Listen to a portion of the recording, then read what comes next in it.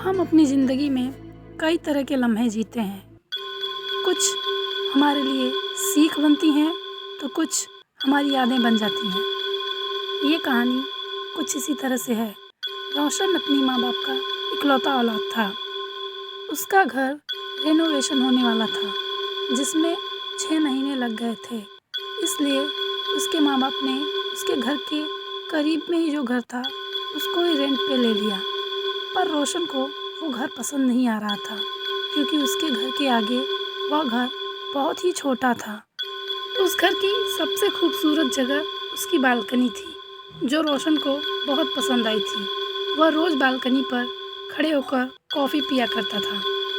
एक दिन वह बालकनी पर खड़े होकर कॉफ़ी पी रहा था। अचानक उसकी नज़र सामने वाले घर के बालकनी पर पड़ती है। वह देखता है कि वहाँ एक लड़की खड़ी थी। उसके पेट में खंजर लगा हुआ था और हाथ में खून लगा हुआ था और एक हाथ से वह उसे इशारा कर रही थी। रोशन घबरा जाता है और उसके हाथ से कॉफ़ी का मग छूटकर गिर जाता है। वह चिल्लाने लगता है। उसकी आवाज़ सुनकर उसकी माँ दौड़कर आती है और वो पूछती है क्या हुआ। वह बताना चाहता था पर उसकी आवाज़ निकल ही नहीं पा रही थी। कुछ देर बाद सांस लेकर वह अपनी माँ को सब बताता है। उसकी माँ भी उस घर के सामने बालकनी पर देखती है पर वहाँ कोई नहीं रहता है। वह सोचती है कि रोशन झूठ बोल रहा है। वह उसे समझाकर चली जाती है पर रोशन एकदम डरा हुआ था, घबराया हुआ था।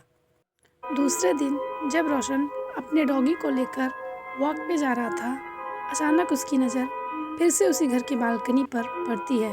वह फिर से वही लड़की उसे नज़र आती है कि पेट में खंजर लगा हुआ है। वह उसे इशारे से बुला रही है। वह एकदम से डर जाता है, फिर चिल्लाने लगता है।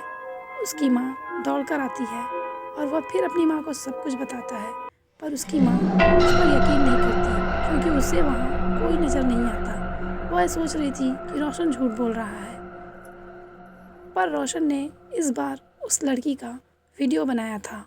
वह अपना वीडियो उसकी माँ को दिखाता है पर उस मोबाइल में सिर्फ बालकनी थी और कोई भी लड़की नहीं थी उसमें। उसकी माँ उसे लेकर वहाँ से चली जाती है और रोशन एकदम डरा हुआ, सहमा हुआ था। उस दिन के बाद रोशन ने सोचा कि अब वह उस घर की तरफ नहीं देखेगा। दूसरे दिन जब वह वॉक से वापस आकर अपने घर की बेल बजा रहा था, उसने देखा कि वही लड़की बालकनी पर गुनगुनाकर पौधों को पानी दे रही थी।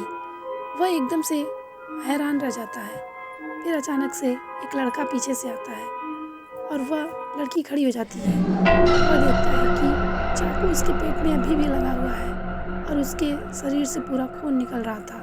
दरअसल वो लड़का उस लड़की का बॉयफ्रेंड था और वे दोनों उस घर में अकेले रहते थे। वे उस लड़की को वहाँ के कोई लोग भी नहीं जानते थे। वे लोग नए नए आए थे और उन दोनों के बीच क्या हुआ था कोई नहीं जान पाया था।